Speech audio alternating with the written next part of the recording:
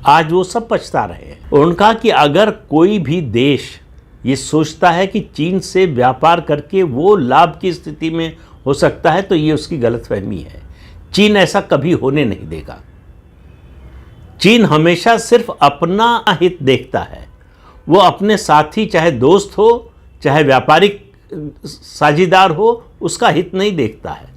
वो सिर्फ और सिर्फ अपना हित देखता है। उन्होंने भारत सरकार और भारत के नेताओं, बुद्धिजीवियों, पत्रकारों सभी को एक तरह से संबोधित करते हुए चेतावनी दी कि ये समय है, अभी भी समय है कि आप संभल जाएं। चीन के इन इरादों को समझें, उसकी प्राचीन काल से चली आ रही रणनीति को समझें कि वो किस तरह से इन्फ्लुएंस को, प्रभाव को खरीदता है। ये काम वो लगातार कर रहा है, दुनिया के अलग अलग देशों में कर रहा है, भारत में भी कर रहा है। भारत में आपने अभी देखा होगा कि बहुत सारे ऐसे न्यूज़ प्लेटफॉर्म थे जो चीन के लिए, चीन का एजेंडा चलाने के लिए काम करते थे।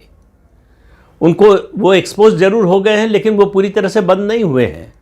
वो सिलसिला रुका नहीं है। अब भी आज दुनिया में अगर कोई एक देश है, ये उन्होंने नहीं कहा, मैं कह रहा हूँ, अगर दुनिया में कोई एक देश है जो नैरेटिव को सबसे ज़्यादा और सबसे प्रभावी तरीके से इन्फ्लुएंस कर सकता है तो वो चीन है।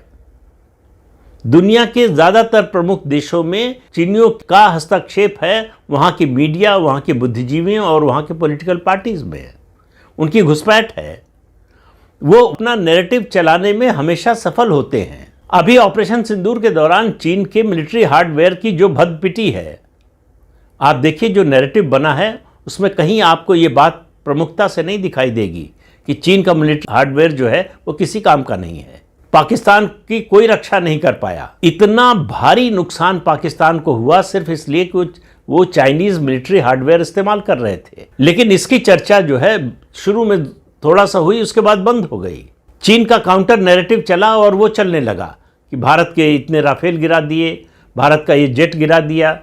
तो ये जो झूठ है उसमें, उस चक्कर में चीन की जो सच्चाई उभर कर आई थी ऑपरेशन सिंदूर के दौरान, वो छिप गई। उसका तात्कालिक रिएक्शन ये हुआ था कि दुनिया के बाजारों में चीनी मिलिट्री हार्डवेयर जो है उसको बनाने वाली जो कंपनियां हैं उनके शेयर का दाम बहुत तेजी से गिर गया था। लेकिन चीन ने फिर इसको संभाल लिया, नई खबरें लाकर, नए नैरेटिव चलाकर। तो चीन से हमारी अभी दोस्ती तो हो रही है, फिर से संबंध सुधर रहे हैं, लेकिन हमको याद रखना चाहिए कि यही चीन है जो 1950 के दशक में और 60 के शुरू में 1962 का युद्ध होने से पहले तक हिंदी चीनी भाई भाई का नारा लगाता था।